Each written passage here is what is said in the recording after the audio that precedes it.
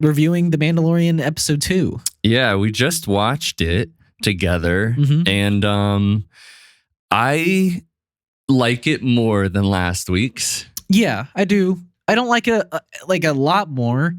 It's like decently better. It's decently better. I like that it has more of a actual arc of some kind as opposed to last week's, which was kind of just all over the place. And I think we'll get into things about last week a lot and while talking about this one, because there's things about last week's episode. Also, this will be a spoiler review. So if you haven't watched it or if you don't care, like, it's up to you. But I am feeling a little underwhelmed this season, and I don't know. I know it's supposed to be a little like campy at times. Sure. You know, Star Wars can get like that, but The Mandalorian, especially with season 2, was balancing everything very well. And I just see a lot of cracks of the lack, almost like not losing its identity, but it's just storytelling is a little simpler, I think, and like just a little looser.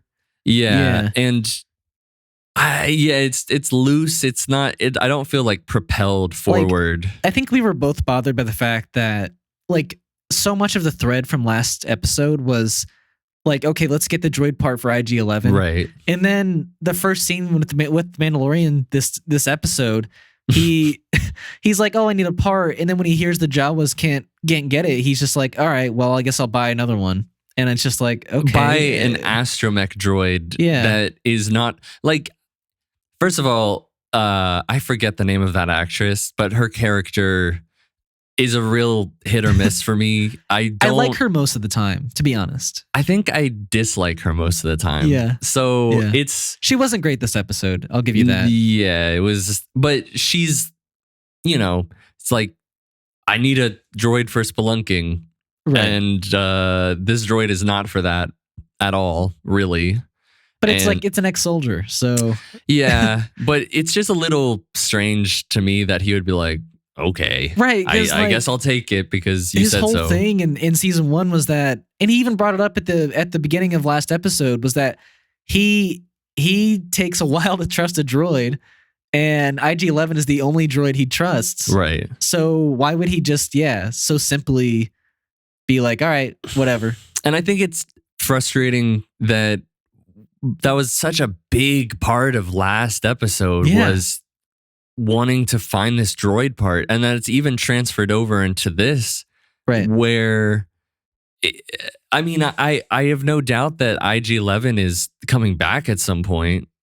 But if he, I'll be honest. If he doesn't, I will kind of be like, "What the fuck was that?" Yeah, what was that? Do you just go to Navarro? Do you have this pirate little like episode? Like, I don't. Yeah, and just to catch up with old friends and because this episode, you said last week, you just kind of wanted it to go to you want him to go to Mandalore. So it's like, this is kind of how I kind of would have wanted props this to the show for rerouting, but like also props for not following a plot thread well. Yeah, after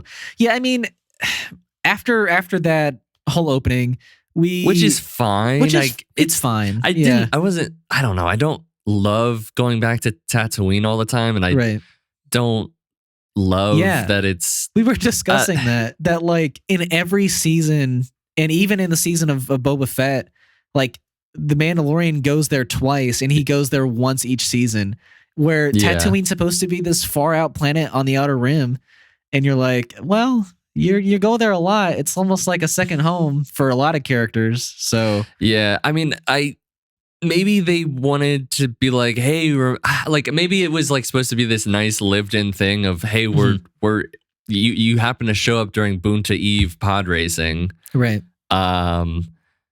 But I don't know. It just didn't feel. Yeah. I didn't really feel any sort of like, oh, there's fireworks and I see a little bit of pod racing, but it didn't feel nostalgic or anything. It's just like, okay, we've seen this in every Star Wars piece of media ever, and also, I'm good. What was his reason for going there? Just to get it tuned up, or no? It was. Remember, he went there to find IG-11's part, but right. Yeah, I don't. It's. But yeah, regardless of the part, a little frustrating. He finally ends up going to Mandalore, which is what I wanted, and Mandalore looks great. I'll give it that. Like the actual planet looks fantastic. But yeah, I think I was a bit thrown off by the journey that he takes. Like at least the first enemy he's thrown into was very just out of nowhere. I mean, you were even like, what the like hell? Like right when it happened. Oh, the robot, like General Grievous type enemy. Yeah. That was. I mean, it was cool and it was creepy. Yeah, for sure. But this will be that's a memorable. I will say all of that stuff was super memorable, and I really liked. I agree. Like it was creepy. It was, but there was no explanation for why that person was down there. Sure, why he was like that. But I don't know. I don't need an explanation. I think there's plenty of episodes of because at the end of the day, Mandalorian is the one episode, like story a week, adventure a week, still sort of thing. And this is just kind of this creature that's collecting. How often do we see creatures or like people who are designed like that in the Star Wars universe, right? And for him to just be used as a plot device to get Bo-Katan back to the planet is a bit rough. Like I wanted a little more from that encounter, I think. Yeah, I mean, I totally understand that. I mean, maybe it could get brought up later and we don't know. Maybe. Yeah. Most likely, probably not. Since they didn't talk about it ever again after that. No. In the episode. But it seems like it was a scavenger sort of, predator, like just like a vulture sort of, kind of preying on things. Just waiting for them to. Yeah, it's just so many interesting things with that character though, because like he was collecting blood, like specifically. Why just blood? You know? Yeah. I don't know. That's a really I do like I am intrigued. Right. Yeah. There's just so many questions there that I want answered. Yeah. Yeah. But yeah, we do get Bo-Katan to. I mean, her scenes are cool. Her scenes are cool. Yeah. It's just man, like the Mandalorian's just been saying some dumb stuff this season. Like when they eventually like free him, he's like, "How'd you find me?" He's like, "You told Grogu to go find her." Right. Like it's obvious, and Grogu's with her right now, so obviously Grogu found her. Yeah. Like I just like what, and it's the same thing with I think last week, just like saying like. The whole that's a way to use your head. Like yeah. That's I know it's cheesy. I know it's supposed to be kind of dumb, but it's right. I don't know. Not with him. He doesn't have to be this like generic or cheesy Western hero, Yeah. But yeah, I mean, Bo-Katan though, I thought like her Darksaber scenes were fantastic. Yeah. Yeah. I mean, obviously she knows how to use it better than Din. Yeah, because she's used it before. She's used it before. Right. I think what also bothered me, like I like the character of Bo-Katan. I like that she's in this story. But like if let's say she wasn't close by or she wasn't like around to help the character, Din would have died twice in this episode. Like he would have just straight up died. Yeah. Yep. And yeah, I mean, I don't know, like maybe let's not have Bo-Katan be like crucial to saving Din twice. And maybe let's have the monster in the what is it? The lake, waters, the living waters. The living waters, right. So there's a monster that comes out of the waters there and drags Din under. But which is most likely the mythosaur that they passed by on the way up. Well, yeah, or just there's the signal of the Mandalorian. Oh, okay. Yeah. Right. But yeah, I mean, he was just when she found him there, he was just lying at the bottom of the thing. Like, why was this thing not still dragging him? Why didn't it not attack him or eat him? I mean, if you want to get into the physics of it all, a beast of that size, unless it was using like dragging him tentacles, that fast, like there would be way bigger ripples in the water. Sure. But I mean, I'm just saying, like, why did the thing just drag him and leave him there? You know, like it's just like little things like that. Maybe he wanted company. Maybe he was. Sure. Come home, like it's a little like plaything or something. But maybe. I mean, I agree. I guess that didn't stick out to me. But now that you're saying it, I mean that is something that you don't want your main character to be to have now two in the same episode situations where he's really fully caught trapped. Off guard and trapped and has no way of getting out. And when for most of the time of his show, he's been like the most badass character, been able to help him out, help his own self out in situations. Like, you had Grogu help him out in like the second episode of the first season, but I don't know.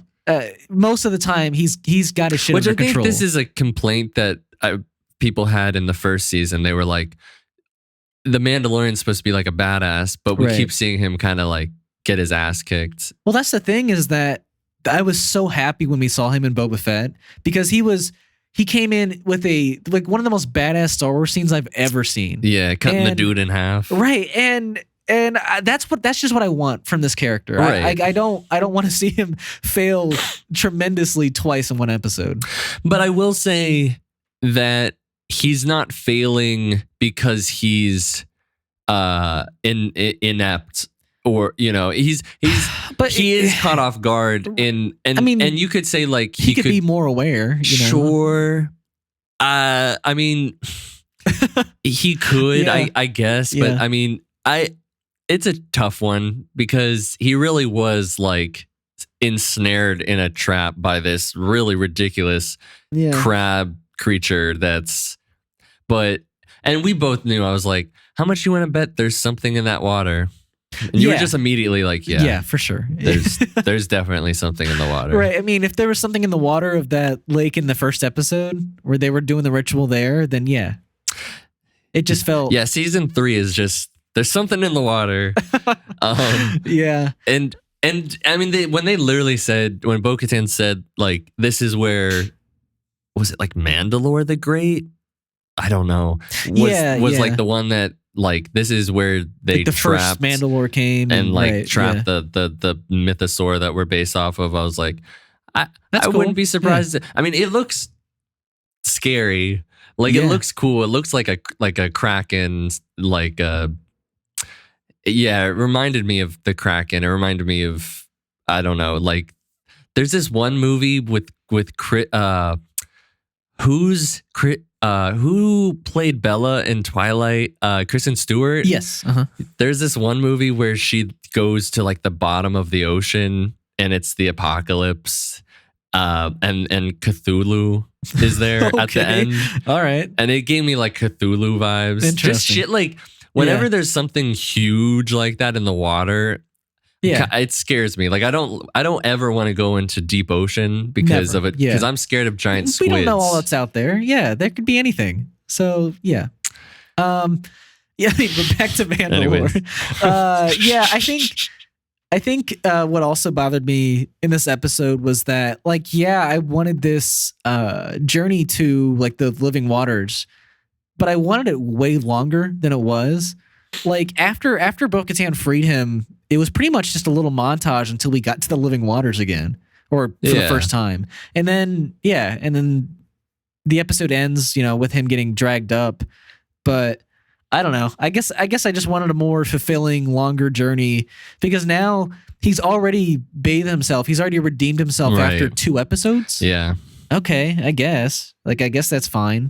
Yeah, and I guess it felt like the story was get to Mandalore, right, and be cleansed and whatever. And now we've gotten to it in 2 episodes, and it's just like it doesn't feel as dramatic. Like I pointed out, there's things that just weren't as dramatic as you would want. The big thing was I need to make sure that the air is not toxic, right? And there was no music, there was no dramatic pause or anything. It was just R5.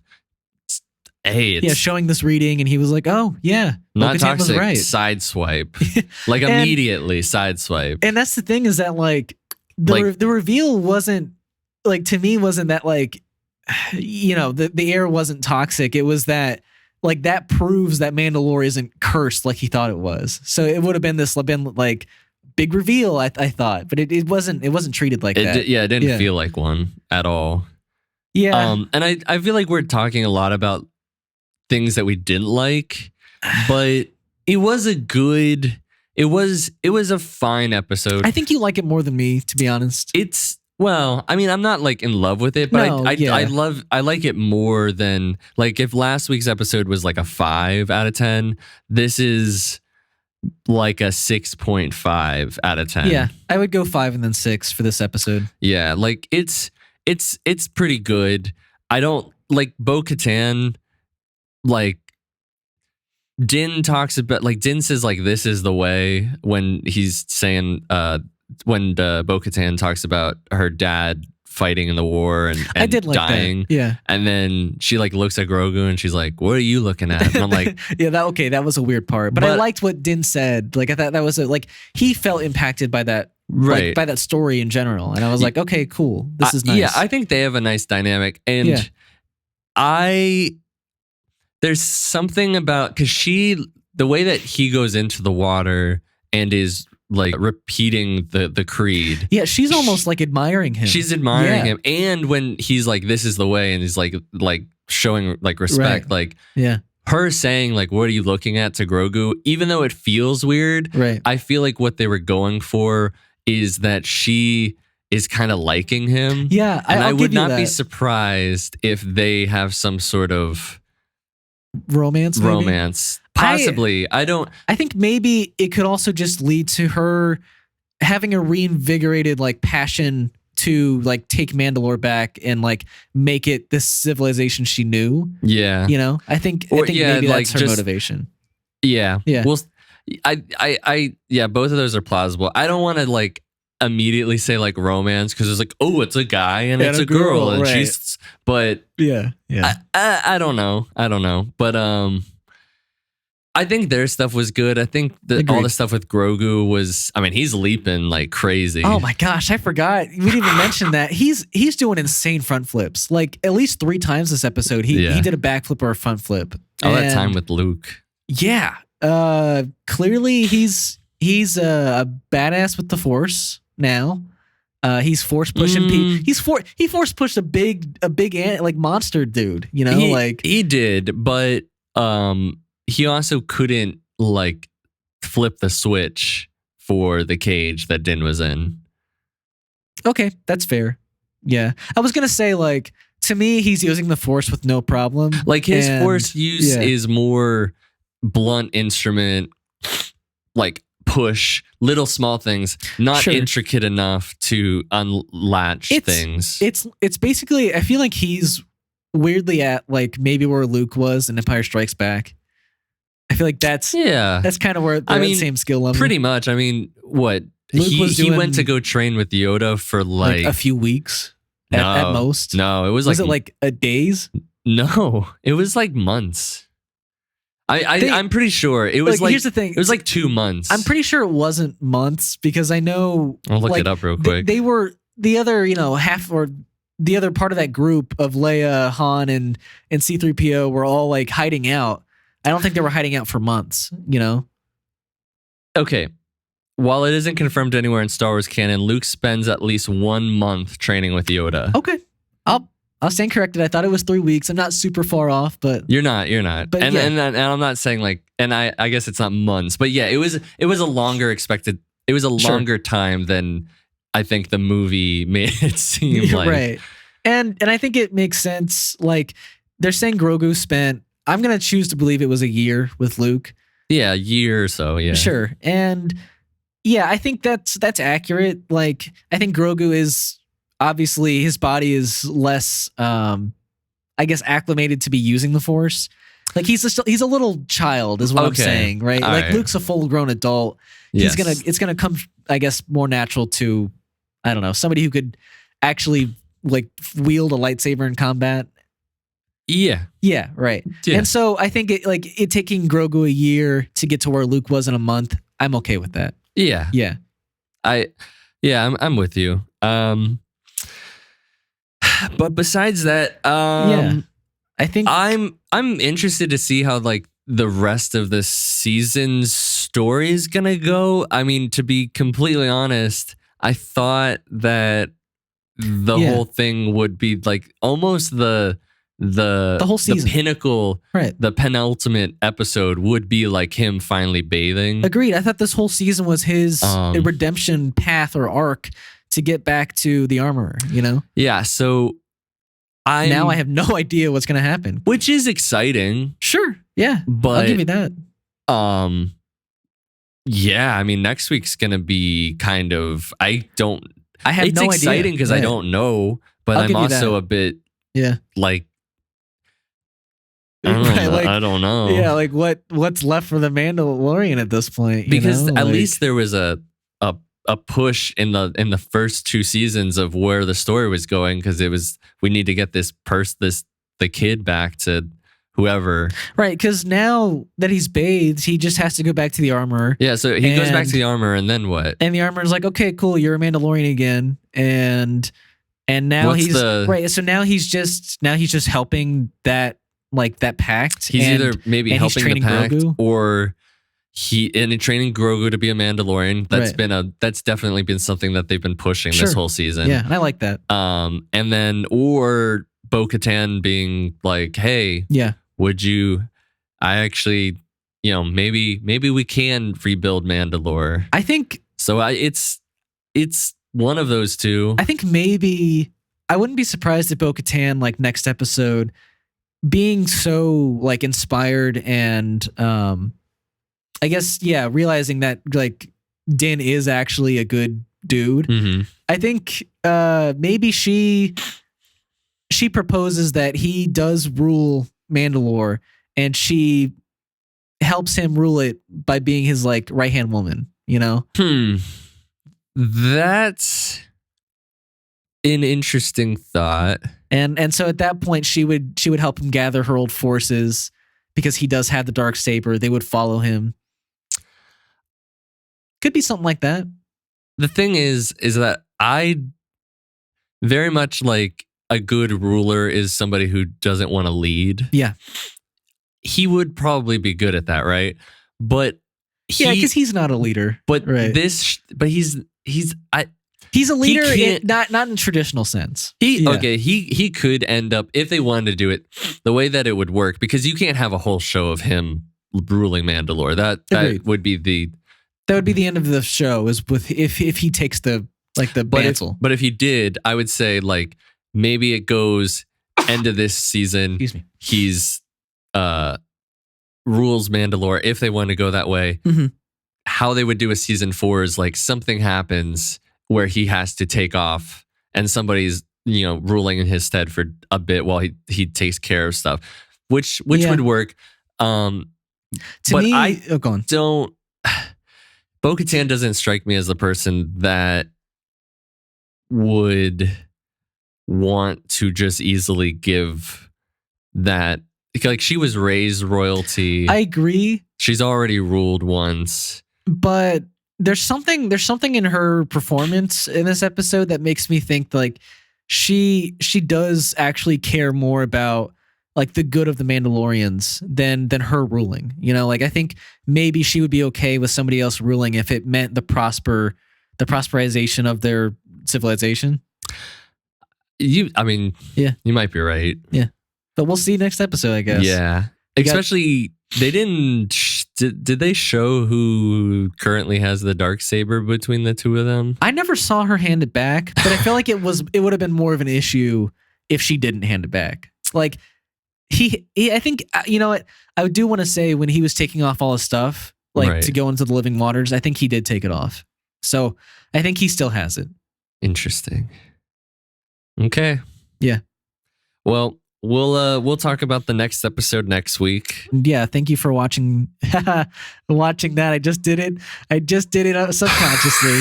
So yeah, if you want to listen to more if you want to listen to more of our stuff in the future, we're Last Week This Week on Spotify, Apple Podcasts, and Podbean. If you want to check us out on our social media, we are Last Week This Week Pod on Instagram and TikTok and YouTube. And if you like what you just listened to and want to support us, a like or comment or rating on any of those platforms would be super appreciated. Yeah, we would love. We don't have one yet, so if you want to be the lucky one to give us a review or rating. Oh, okay. I don't think we have one yet. I think you're right. Yeah. So it could be you. It could be whoever's listening. You want to be the first one? Do it. I dare you. And you will have a framed picture on our wall. You'll be enshrined into the Last Week This Week history. We will do that. Whoever does that, we will do that, and we'll put it up on Instagram. Oh, man. It can be a terrible one. I don't care. You want a 1-star review? No, I don't want a 1-star review. Okay. That would suck. I agree. Yeah, we're not framing you if you give a 1-star review. I'm sorry. You have to support us. First 5-star review will get framed. There you go. But yeah. Thank you very much, everybody. Yeah. Until next time.